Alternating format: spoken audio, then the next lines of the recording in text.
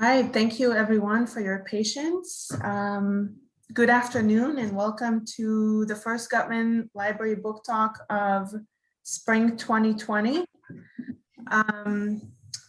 Today we're joined by Cheryl Bergstaller, an affiliate professor at the University of Washington's College of Education in Seattle, who is also the founder and director of the Do It Center and the IT Accessibility Technology team. Cheryl, you can take it from here. Well, thank you very much. And thank you for joining us today. I get to talk about one of my favorite things. I'm pretty passionate, as you'll see, about inclusion and strategies for helping our post-secondary institutions be more inclusive in multiple ways and with a wide range of characteristics that people might have. What I'm talking today is really ideal at a time when we have a pandemic. We all moved our courses online, and this toolkit provides a way for faculty and others to learn how to make those online courses and services accessible to people with disabilities and other marginalized groups. And also today, there are a lot of campus efforts that are going on in the area of diversity, equity, and inclusion. And for those initiatives, sometimes they have a very narrow definition of diversity, and I like to provide ways for them to expand that somewhat. So the book I'm talking about today is Creating Inclusive Learning Opportunities in Higher Education, a Universal Design Toolkit. There is a 40% discount if you use the code CLHE21 at the Harvard Education Press website at www.hepg.org. At the bottom of this page, I have my email address, which is pretty inviting. It means you can send me email to discuss any of this further. It's sherylb@uw.edu. You might wonder why I actually am spelling that out, speaking the content on this page. It's because it's part of universal design. I don't know if any of you are calling by phone, for instance, and you can't see the slide. So I'm going to avoid reading every single word, but I'll make sure that the content projected on a slide is available to you as well. Cheryl, I just want to make one note, Cheryl. Thank you. If folks have any questions, please use the Q&A function at the bottom of your screen, and we'll take those at the end of Cheryl's presentation. Just wanted to give folks a place where they could direct their questions. Thanks, Great. Cheryl. Thank you very much, Laura. So we'll have some time for that at the end, as you mentioned. What I'm encouraging faculty and administrators at our post-secondary institutions to think of the following: who might be signing up for your course, or who might be planning to use your IT or your service or your facility. Notice I'm not saying who are already there, but might be thinking about arriving, because universal design is all about being proactive. And I have on the screen here some of the students we had in a summer program this last year. It was all offered online, of course, but we have these students. And I think you can maybe just a quick glance, their appearance suggests we have a diversity of participants. But what is not apparent is that all of these students have at least one disability, some multiple disabilities, and they include learning disabilities, visual impairments, deaf and hard of hearing, people on the autism spectrum, and students with hyperactivity disorder, and as I mentioned, learning disabilities as well. And many of them have multiple disabilities. The nature of the program they're in is a program for students with disabilities to become more successful as they transition to college and careers. And so I'm challenging people at post-secondary institutions, just imagine that a very diverse group might be entering their service or their course or using the technology that you have to offer. I also suggest that most of us are not in the field of rehabilitation medicine or disability services on our campuses. So there isn't a great need for us to be learning about different diagnoses of disability when something is labeled a disability versus something that someone is not real strong in an area. Instead, I like to look at ability on a continuum. And everyone here today in this session and everybody else in the world can be ranked on this scale from not able way off on the left and then able on the right. We can start with understanding English or social norms. Some people might not be very high on that scale because they grew up in a different country and English is not their first language. or it might be related to a disability. Some students on the autism spectrum, not all of them, but some of them have great difficulty understanding social norms, and they can benefit from having instruction in that area. So it's not all about disability, it's about diversity. And so then the ability to see, to hear, to walk, to reprint, to write with a pen or pencil, or to communicate verbally, to tune out distraction, to learn, to manage physical and mental health, and so on. Every person would have a unique collection of abilities that they could rank themselves, by the way. And so it's most important for people to think about diversity as just part of our campuses and other activities. And we should not just think about the average person that might be in our class. So I'm just going to give a little 1-minute history lesson of the evolution of responses to human differences, including disability. In many years ago, and still this happens today in some parts of the world, unfortunately, but we eliminated people with disabilities or excluded them or segregated them. And sometimes with well-meaning parents and others that want to protect a child with a disability, for example, and so therefore homeschools them so that they don't get bullied at school and so forth. But they miss out on a lot of the activities we all enjoy and every day and in school and in employment. In the middle of the last century, there was a big push for curing disabilities, rehabilitating people with disabilities, and accommodating them. And there's nothing wrong with those three things, but if you notice, they all have to do with focus on the individual. And there was a big push in this regard to think of these things because of the end of World War II, when many veterans came back from the war with significant and multiple injuries.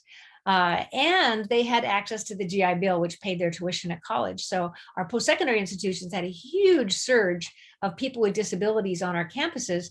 And those individuals were war heroes. So it was hard to justify why they don't belong in our institutions. Today, though, we've moved beyond that and expanded our view of disability and how we should treat people with disabilities to more of a social justice model. We do still want cures. We do want to rehabilitate and accommodate, but social justice is different in that it suggests a proactive approach.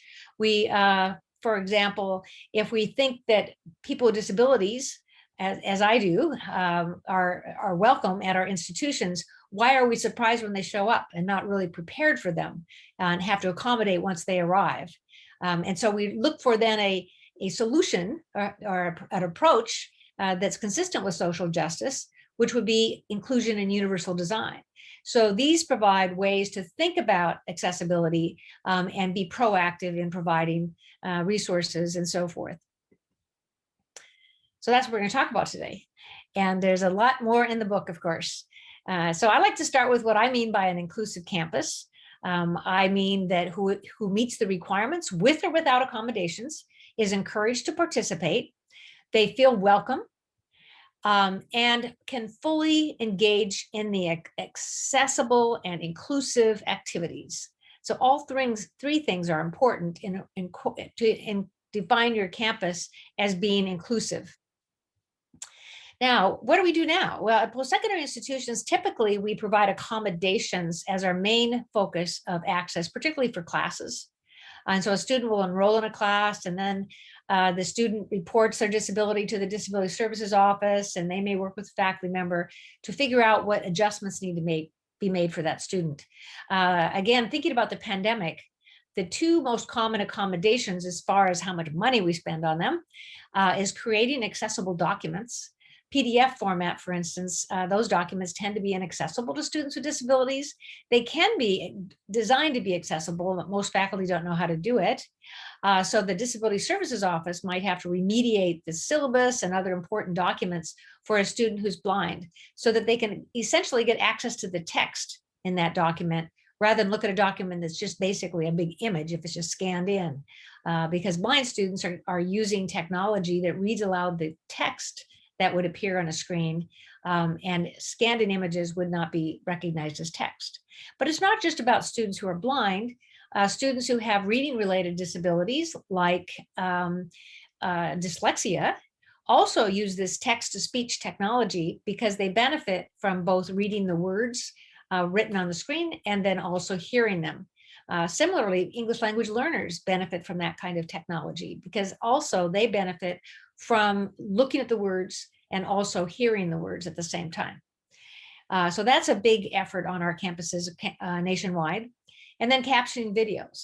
One of the challenges is faculty members often put their videos up on YouTube.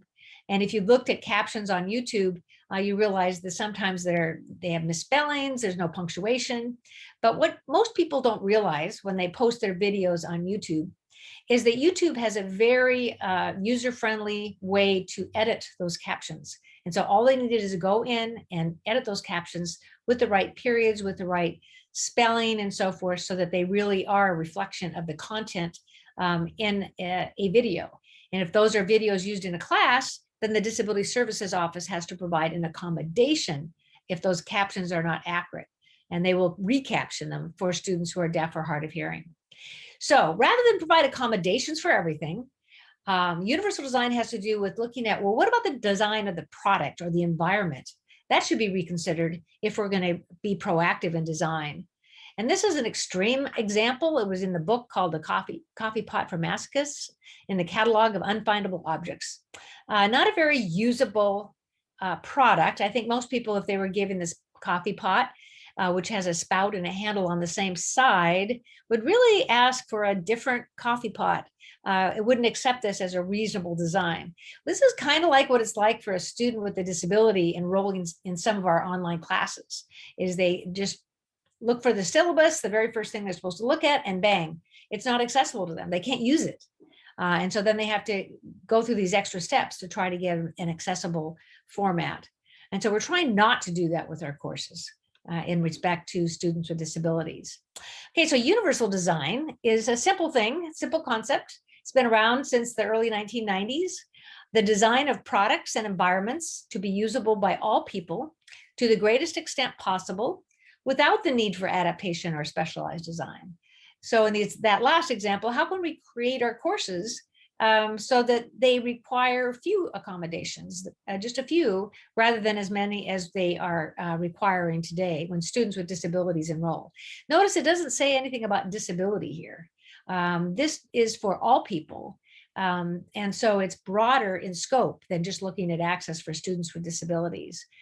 And this definition implies then that a universally designed product or an environment is technically accessible to a student with a disability, but it's also usable and it's inclusive. And so we're looking for products that make sure that students with disabilities and others can actually access the content and use it effectively and do this in an inclusive setting. So it's not about one size fits all.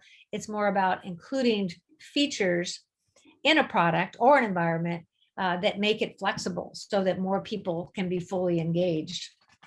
So this is one area where you see this is a physical environment where it's flexible enough so that a lot of people can engage, moving desks around and so forth with different characteristics.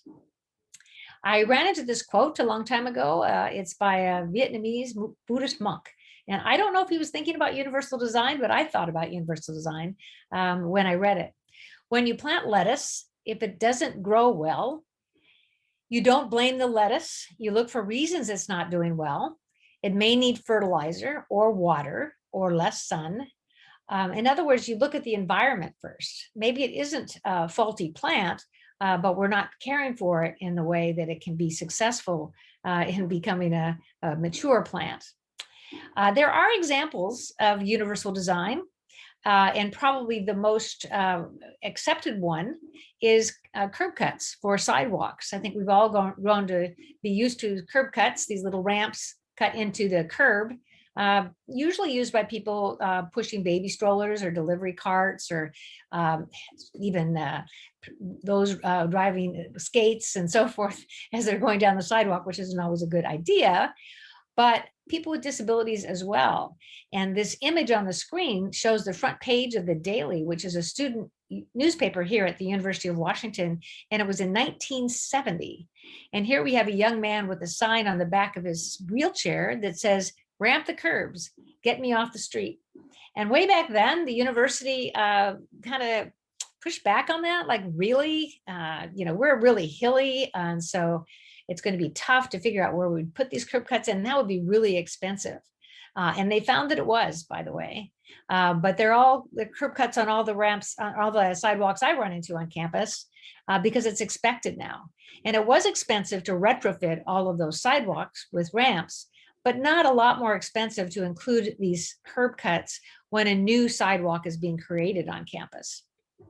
So in the book, I go through in much more detail than today. We're kind of just flying through a few ideas, but I go through a framework on how you can take universal design in higher education and apply it broadly or even specifically to a particular aspect of higher education, like online learning programs, for example.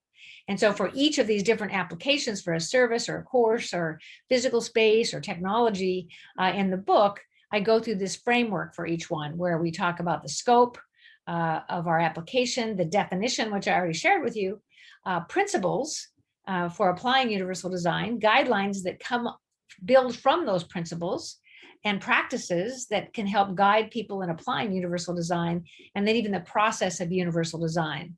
And we're not going to talk about each one of those in detail, but I do want to point out the principles. Some of you may be familiar with universal design for learning, and that certainly is covered throughout the book. But there are actually 3 sets of universal design principles that I think for a whole campus allows us to make our products and environments inclusive of everyone, including people with disabilities. So UDL is focused much on learning. And so for courses, that's certainly relevant, but other principles are relevant as well. And so if we just take a look at universal design that I defined a few minutes ago, there are actually 7 principles that came about with a lot of collaboration with engineers and architects and product designers to define how you might design a physical space or a product to be more inclusive of people with disabilities and those who have other characteristics. One, for instance, is if you're designing a lab or something, that you make sure that there's plenty of space for someone to participate in that facility. And one example would be making space for people who are right and left-handed users using that technology in the space. And simple and intuitive, that you develop software that is intuitive rather than make things difficult for us to figure out what we're supposed to do. Or give feedback when you make a mistake. How many of us have had an experience on a website or with some software where we clearly made a mistake and all we get is this notice that we made a mistake? Now, why the software can't be smart enough to guide me out of that situation I don't know. I think sometimes software packages do well at that, but most do not, I think. And so those are 7 principles. And then we have the 3 universal design for learning principles. And then I add a 3rd set of principles. And these are 4 principles that underpin the web content accessibility guidelines that can be applied to all of IT. And those are important because in online learning and other applications, certainly within the pandemic, but also post-pandemic as well, we need special guidance on making sure the websites and other technology is accessible to people with disabilities and to others on our campus, like English language learners. And so I put that in there as well. And so universal design, as this image suggests, is kind of the broad brushstroke principles that you would apply to any product or environment, where UDL and the WCAG principles are more specialized, but still part of that universal design umbrella. And so we're not going through those, but I don't encourage people to memorize those 14 principles, but I do suggest they think about 3 things. That as an instructor or as someone directing a service, when where learning is concerned, that you provide multiple ways for participants to learn and to demonstrate what they've learned. And so as far as learning, an example would be in an online course, you could take a topic and find maybe a TED Talk video or a video you've created yourself on that topic, and then provide some written materials for the students to look at. What universal design ensures, though, is then you make sure that the video is captioned and the document is in accessible format. So the second one is provide multiple ways to engage. On my syllabus, when I teach online, I, like most professors, ask the students if they'd like to meet with me one-on-one to arrange an appointment so we can get together at a time convenient to them. But I also say that they can choose the technology we'll use for that one-on-one meeting. So some students might want to use Zoom. That's what I prefer, actually. But it's not about me, really, is it? It's about them and what they want to do. Some of them might choose Skype because they're more familiar with it, or they might choose something, a feature in the learning management system, or they might want to just use email. And it could be an accessibility issue. It could be because they don't have a usable voice, and so it's difficult to communicate in a system like we're using today. It could be because they're an English language learner and they want to have time to compose their thoughts.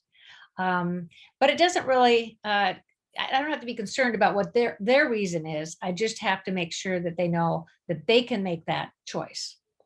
So the third thing is that for all of these things we use to present information and see what people have learned and to engage with them, to just ensure that all the technologies and the facilities and the services and the resources and the strategies that we're using in teaching or presenting material are accessible to individuals with a wide variety of disabilities.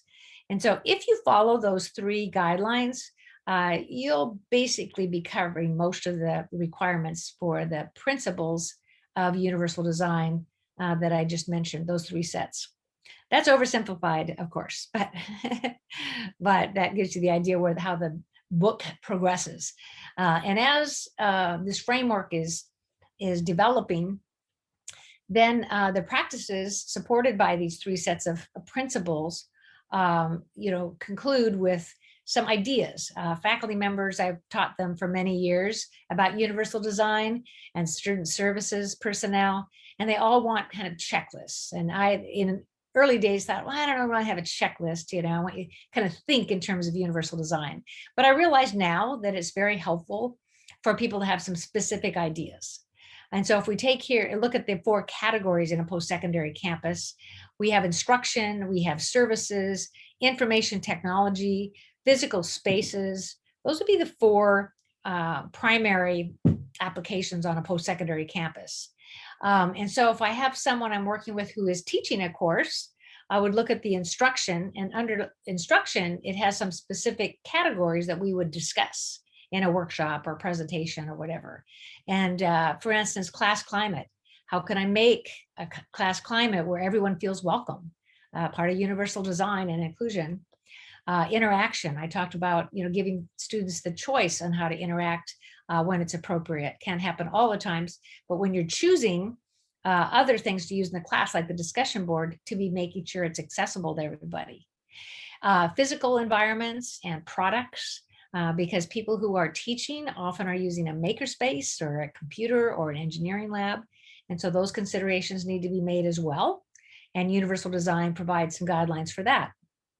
Delivery methods, so how you present the content, information resources and the technology. PDFs I mentioned already, but they're, be sure you use a document format that is fully accessible by learning how to create PDFs that are accessible. Or if you don't want to invest in that learning that skill set, then just use other formats like Microsoft Word or just the content pages within a learning management system. Those 2 options are much easier to make accessible than PDFs. And then feedback, giving students regular feedback. If you have a large assignment, that maybe give them feedback halfway, so students don't have the experience of getting finished with a project and then realize they didn't understand the directions. So you can do that. And then assessment, again, providing multiple ways that students can demonstrate their knowledge by short answers, communication, the discussion list, by doing a project, and so forth.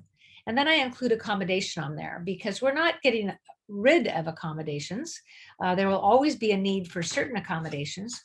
We're just trying to make them less necessary, that the number of accommodations someone might need are reduced. For example, if you put captions on all of your videos, then people who need captions on videos no longer have to have an accommodation for reformatting your videos with accurate captions.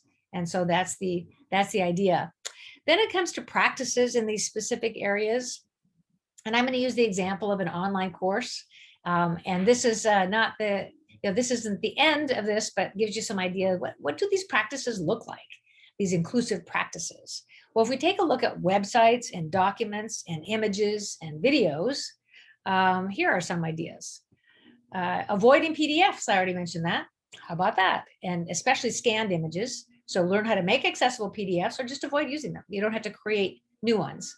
If you're using some in your class that you didn't create, like linking to them, then you might explore with your librarian if there's some accessible versions of that document available, or you might need to wait and make that an accommodation if you can't find a way to make them accessible yourself. So we're not trying to do away with the Disability Services Office, but trying to minimize the work they need to do as an accommodation.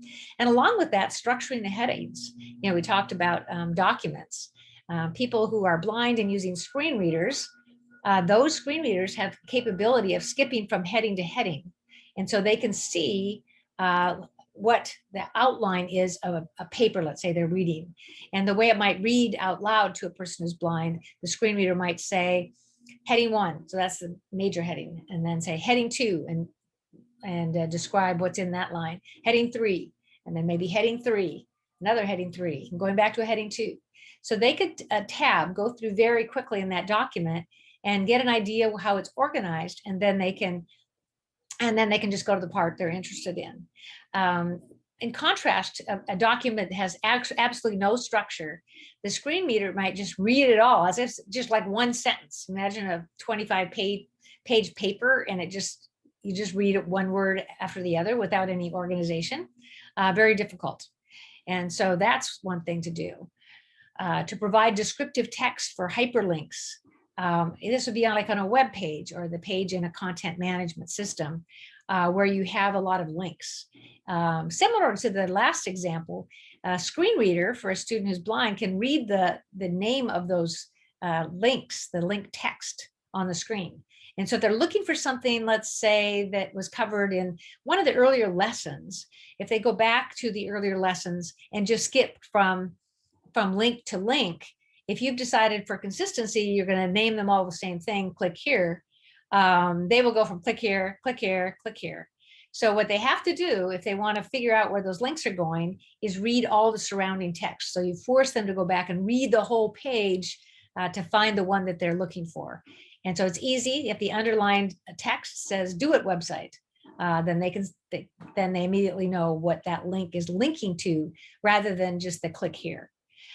Similarly, in images, it's very easy to provide alternative text. And so someone going through a document or a website can encounter an image and their screen reader will accept it as an image, but they'll get some alternative text to describe it. That's what I talked about at the beginning of this session. And a good example is when the coffee pot appeared on the screen. I just simply told you that the handle and the spout are on the same side of the coffee pot. I didn't describe what color it is or any other detail about it. But if someone is calling in by phone, they would know why I'm making the point that I'm making about it poorly designed. So you can do that very easily. Using large, bold fonts on uncluttered pages and plain backgrounds. I'm doing that today as well to kind of model that behavior. We share that with faculty. That's pretty easy to do. Captioning videos, already talked about that. Using accessible tools. I really encourage faculty to use the tools within the learning management system because LMS producers are doing a good job at making those increasingly accessible. Every day, they're getting more accessible. But if they're going to go out and use another technology, they should investigate a little bit to find out whether it's accessible. And there are ways that they can do that that I share in the book. And then the instructional methods. It's much easier to make asynchronous activities accessible to students with disabilities. Doesn't mean you don't have synchronous activities like we're having right now, but making sure that a video like this would be recorded and that you would have captions on it so that someone who missed the original time that it occurred, real time, can look at it later or can look at it multiple times, but ensuring that the captions are on it so that students who are deaf or hard of hearing can access the content as well. Making instructions and expectations clear. When I work with students with disabilities and talk about online learning, and maybe they're on a panel or something, this is often the number one thing that they complain about as far as courses, that the instructors don't give them very clear instructions and expectations for an assignment. I find that quite interesting. I can think of all these more complicated issues, but for students with disabilities, and I'd say probably for students without disabilities, that's a really important concern. What's happened as we've moved our online courses so quickly online because of the pandemic is faculty members now need to go back and kind of rethink some of the things that they did quickly and make them better, improve the wording and so forth. Address a wide range of technical skills. He's here from faculty on our own campus. Well, we use Canvas and everybody uses it, so we don't have to tell them how to use Canvas. And I said, well, how do you know those students or one student in your class hasn't used Canvas before? So there, a universal design feature is not necessarily to train everyone, because it might be one or two students, but to provide them a resource where you can say, if you haven't used Canvas before, here's where you can get started. Even though there are a lot of FAQs that they have access to, that's actually part of the problem. You as the instructor know what you're going to teach and what tools they're going to use. And so you can just lead them to the ones that are most relevant. Providing options for communicating, we talked about that. Providing options for learning, for demonstrating learning. Spelling out acronyms, defining jargon, using plain English. Those are all important as well. So they're pretty basic. And after all, good teaching is good teaching. It's not rocket science here. And faculty members can apply universal design without giving up the successful practices they have in teaching, but just add universal design as a layer to ensure that everyone in their class can benefit from those practices that you've found to be very successful with other students.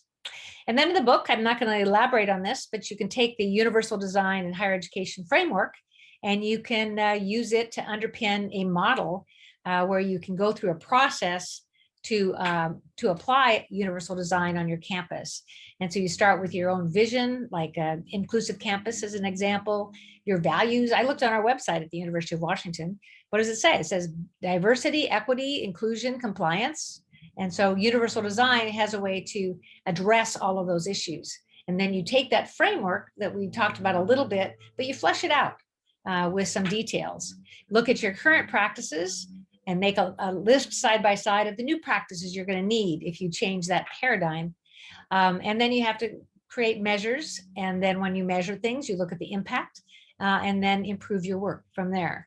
And so this is just a little preview of universal design in higher education. I consider it a framework, a goal, a process, kind of a way of thinking. It supports social justice that I mentioned at the very beginning of the talk. It values diversity, equity, and inclusion, so it can be used to frame methods that you're going to use on your campus for those. Promotes best practices. It does not lower standards. It's proactive, can be implemented incrementally, benefits everybody, or at least close to everybody, and minimizes the need for accommodation. So that seems like a pretty good thing to do, right? So stay tuned if you want to read this book, and that's what it's all about. And so I'm anxious to see if there are any questions or clarifications you'd like to have from me. Thanks, Cheryl. That was terrific. As a reminder to our attendees, you are welcome to post any questions in the Q&A function at the bottom of your screen. And we'll start taking, we have several have come in already, so we'll start taking a look at those. The first question, I can take this one, Cheryl, and give you a chance to catch your breath, but for the sake of the audience, I'll read the questions in full and then we'll do the answers. This question is there an accessible version of the book available? And the answer to that is yes. Harvard Education Press does make an accessible version available through Apple and through Bookshare. So there are two options there. And our next question It's a little long, so thanks for your patience. In my experience, mentoring and advising students, having voice-to-voice conversations are the most effective for both parties in that nuanced information is shared the fastest and actions can be taken as quickly as possible. How could I be more accommodating to a student who can't use their voice while still gleaning nuance and responding in real time? That can't use their voice. First of all, universal design would say, think about a student who has difficulty in that area, and so that many things will be proactively done to make it accessible to them. In that case, maybe but not requiring that they use their voice in class, or if you want them to use their voice, that they're going to have some time to prepare their response. For instance, if you have a Zoom session and all the students in the class are going to introduce themselves, make sure that the students know ahead of time what you're asking them to say. So someone using technology, assistive technology, to compose their introduction can do so. And then when it's their turn, they can present that, that description. Keeping in mind that students, if you have a university design course, may not have to ask for an accommodation. And so that student may not have even disclosed to you that they don't have usable speech, or speech is difficult for them. And so just by giving them time to think about how they're going to introduce themselves can be helpful. So that's one thing. If they're going to communicate with you, I think this idea that you communicate the way they want to communicate is a good idea. I have a young man, he's probably 40 now, but he was a kid, still seems like a kid to me. And he likes to communicate in an environment like this. He doesn't really have any usable voice, but he likes using his technology. So he'll compose a little introduction, and then his computerized voice will speak to me. And then I might ask another question, and all I need to remember is just to pause so that he can compose his thoughts and not to rush him in any way. And so you can have a very good communication with that student, particularly one-on-one, just by being patient and giving them the time that they need. Great, thank you. All right, the next question, do you have any recommendations about facilitating a focus group with a group of students with diverse background, including historically underrepresented minorities and people with disabilities? A focus group for what purpose, or? They didn't specify. Okay. They All said right. that Suppose you're having a focus group. I think one thing is to determine what you're trying to gain from that focus group. And I assume it's input from a diverse audience about something. And to kind of piggyback on the example that I've already given on online learning, it wouldn't be a good idea to have this focus group when they're in your class. Sometimes faculty members want to get these students together that are enrolled in their class and talk about it at that point. It's better to get a group that's not part of your class. Maybe you're going to do this to help faculty understand their particular needs. That's where this idea of having clear instructions will come out, and something like that. And so I'd say pull them together with different needs. Keep in mind that only the people in the group are only representing themselves, so they don't have to agree or reach consensus on things, and they're not speaking for the whole group. For instance, if you have a blind person in that group, if they're a power user of assistive technology, like a screen reader, their experience in an online course will be much different than a new user using that technology. And so sometimes it's not Canvas or Blackboard that's the issue, is they don't know the capability of their own technology to use those accessible features within those learning management systems. And so then I think, just making sure that students have the questions ahead of time. Sometimes students will be very anxious in a focus group, and it's because they just don't know what's going to come up. And even though you don't even want them to prepare the answers, some students, and particularly students with disabilities, will want to, so that they don't embarrass themselves or whatever, but give them the questions ahead of time. Make it clear to them why you're asking these questions. Make it clear that they don't have to speak for their group of people with disabilities or other characteristics similar to their own. They're only speaking for themselves.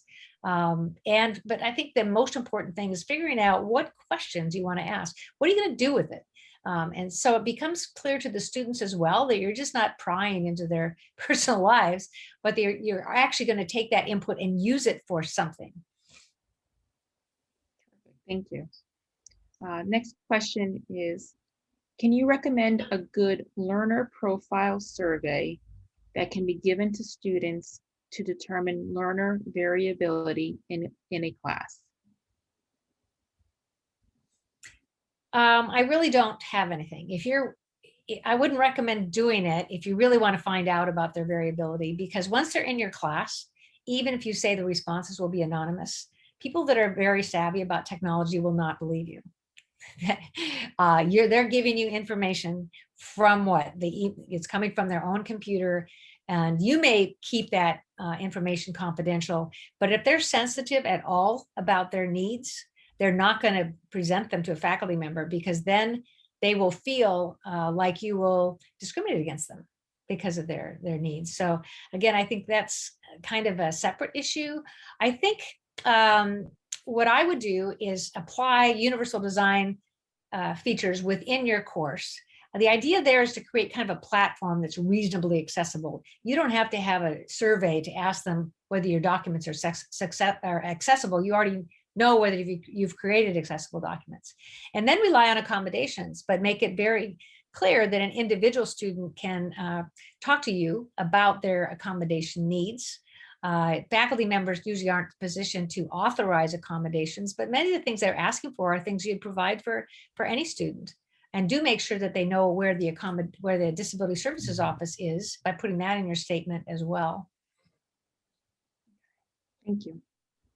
The next question, like in the sidewalk example that you used, retrofitting is time consuming and sometimes costly. How would you recommend that we go about convincing colleagues that the work and effort of retrofitting the way in which our services are provided is essential? That's a very difficult thing to do, and I've been working on it for quite a few years.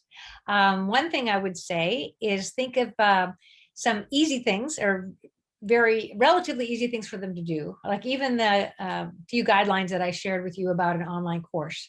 Most of them don't require a lot of extra knowledge to do them, and it's just good teaching. And so that can lower their level of concern. If you're thinking about the accessibility of their class, don't share the web content accessibility guidelines. That's very technical. The 4 principles aren't so technical, and that could maybe benefiting them, but simply knowing that it's important to make technology accessible to them. So I think keep the story simple, give people opportunities for baby steps, and tailor it to the audience. If you're talking to faculty, what do faculty members need to know about this? If you're talking to instructional designers, what do they need to know about making things inclusive? If you're talking about student services offices, talk about what impact is there in a student services office. Okay,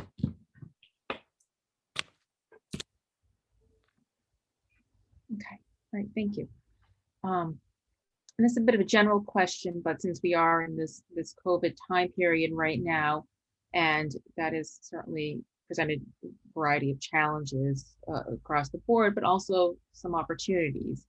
Can you speak to anything, a couple of points, COVID specific, that you feel have either encouraged, some further action on universal design, or has proven to be an obstacle? Or there are some benefits, and one last spring when we were in hysterical mode putting things online, I didn't bother people too much, but what I did about accessible design, but I did help a lot of faculty get their courses online.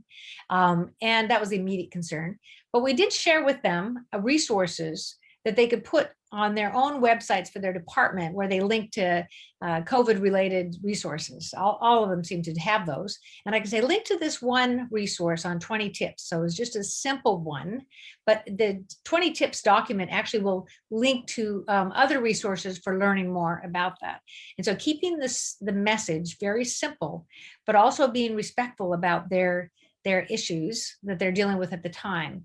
Another one at the University of Washington and many other schools is they get frustrated in working with English language learners, people who are English, for whom English is not their first language. And they really want to include these students. They're not suggesting they didn't belong there, but how do you work with students who are English language learners as far as discussions in class and so forth? But when you put those discussions online asynchronously, you'll see a very high quality of the responses from students in that category. And so you actually can benefit rather than from that, rather than in a classroom situation where there's a great deal of pressure to respond quickly when the faculty member calls on you, not to mention the anxiety around that. So there's some things like that. I find one thing when everything's online is everybody has to participate. I can have 50 people in my class, and if they read a lesson and I tell them to go to the discussion board, and my instructions are usually post a message with the question I'll give them, and then respond to one of your peers in the class. Everybody has had 2 responses if they're going to get the total of 5 points I'm offering for that exercise. That can't happen on site. Everyone doesn't have time to participate like that. So I really like that aspect of it. But don't get me wrong, there's a lot lost when you don't have the on-site component. In fact, I much prefer to teach hybrid classes where you're on-site sometime and then online other times. Best of both worlds. One additional question here, specific to the book. Does the book address the response of higher education leadership to persons with service animals?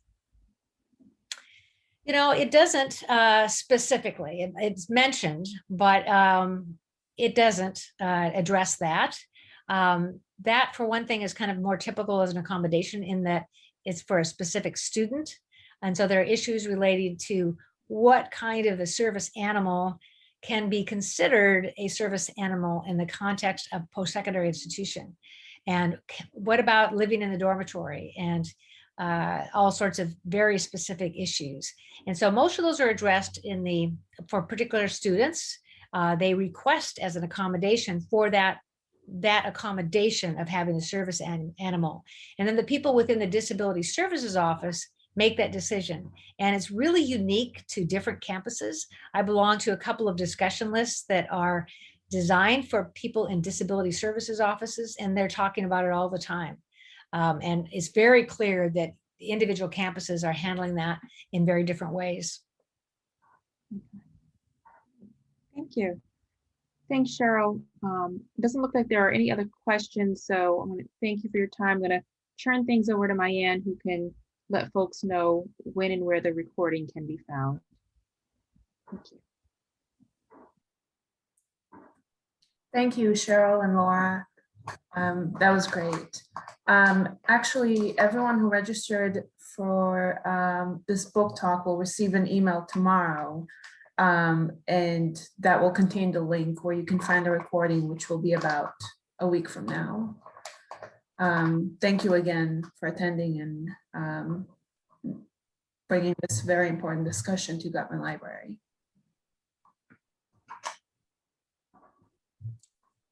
Thank you. Good night. Thank you. Bye-bye. Bye, everyone.